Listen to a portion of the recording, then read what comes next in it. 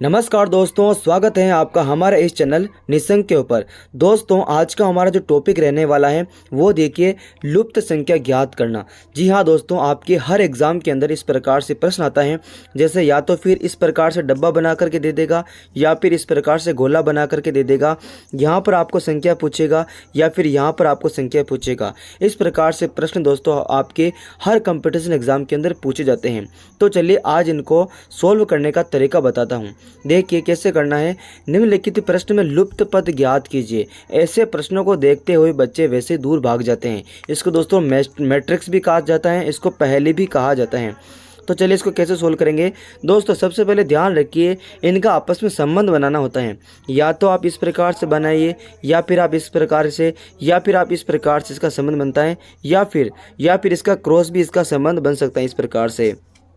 इस प्रकार इसका संबंध भी बन सकता है। तो देखिए दोस्तों, यहाँ पर एक संख्या से दूसरी संख्या लेकर के आनी है आपका, फिर आगे वाला आंसर भी आ जाएगा।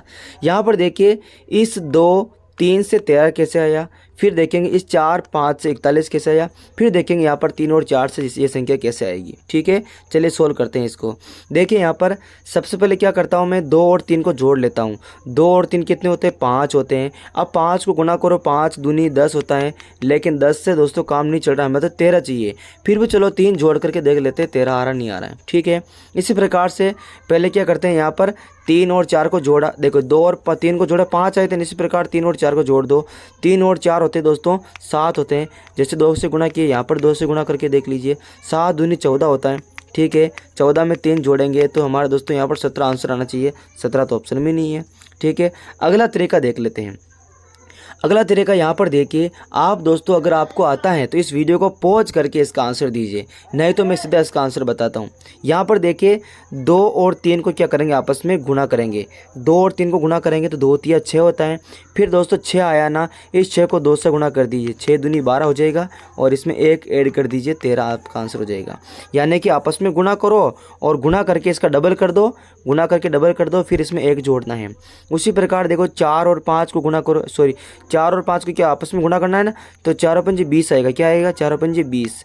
फिर इसका डबल करो, डबल करोगे तो क्या आएगा, 40 आएगा और 40 में 1 जोड़ो। दोस्तों 41 आ रहा नहीं आ रहा है, बिल्कुल आ रहा है। इसी प्रकार सेम पैटर्न आपको यहाँ पर लागू करना है। 3 और 4 को गुना करो, 3 चौको 12 होता है, 12 लिख दिया। ठीक है, गुना करके डबल करना है, 12 दूनी 24 होता है। ठीक है, 24 में 1 जोड़ दो, कितने हो जाएगा, 25, और ये 25 आपका आंसर हो जाएगा। 25 ऑप्शन नंबर डी में है। दोस्तों ये रीजनिंग है, गणित है दोस्तों, इस प्रकार से होते हैं कि इसको दूसरे तरीके से भी सोल्व किया जा सकता है अगर उस पर लागू हो रहा हो तो। यहाँ पर देखिए एक और लग रहा है, यहाँ पर देखिए 2 का स्क्वायर कीजिए, 2 का स्क्वायर 4 होता है। ठीक है, फिर इसमें क्या कर दो, जोड़ दो, 3 का स्क्वायर कर दो, 3 का स्क्वायर कितना होता है, 3 का स्क्वायर 9 होता है। अब 4 और 9 को जोड़ो, कितना हो जाएगा, 4 और 9 को जोड़ो 13 हो जाएगा। 4 का स्क्वायर करो, 4 चौके 16 होता है। फिर 5 का स्क्वायर करो, 5 चौके 25 होता है। 16 और 25 को जोड़ दीजिए, 16 और 25 को जोड़ने पर 41 आता है, यहाँ पर आ रहा है। उसी प्रकार 3 का स्क्वायर करिए, 3 का स्क्वायर 9 होता है। 4 का स्क्वायर करिए, 16 होता है, और 9 और 16 को जोड़ेंगे तो 25 आएगा। ऑप्शन नंबर डी आपका हो जाएगा। इस प्रकार से एक तरीका, 2 तरीका किसी भी आप सोल्व कर सकते हो अगर उसमें तरीका लग रहा है तो। यहाँ पर देखिए सेम प्रश्न है, आपको लुप्त संख्या ढूंढनी है और वो लुप्त संख्या है यहाँ वाली, ये वाली संख्या आपको ढूंढनी है। जैसे कि देखिए एल डी से 3 आ रहा है, आई और सी 3 लिख रखा है, ओ ई 3 लिख रखा है, जेड बी यहाँ पर क्वेश्चन मार्क लग रहा है।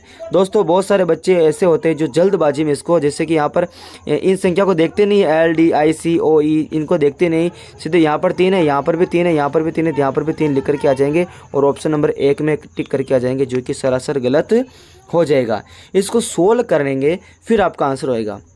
यहाँ पर देखिए इसमें जो लगा रखा है मेथड, वो कैसा लगेगा, आपने ABCD लिख रखी होगी इस प्रकार से, ABCD है ना, ABCDEFG जो भी है, इसका नंबर आपको याद होगा। A का 1 नंबर है, B का 2 नंबर है, C का 3 नंबर है, D का 4 नंबर है। तो ये नंबरों वाला खेल है। यहाँ पर देखिए L का नंबर कितना है, L का नंबर दोस्तों कितना है, 12 नंबर है। ठीक है, उसी प्रकार D का नंबर कितना है, D का नंबर 4 है। ठीक है, अब क्या करना है, इस 12 में 4 का भाग लगाना है। तो 12 में 4 का भाग लगाऊंगा तो मैं कितनी बार जाएगा, 3 बार, 4 3 12 होते हैं। आई का नंबर कितना है, आई का नंबर देखिए दोस्तों 9 होता है ना। ABCD करके आप कर सकते हो कि ABCDEFGHIJ 9 होता है। उसी प्रकार सी का नंबर कितना है, 3 होता है।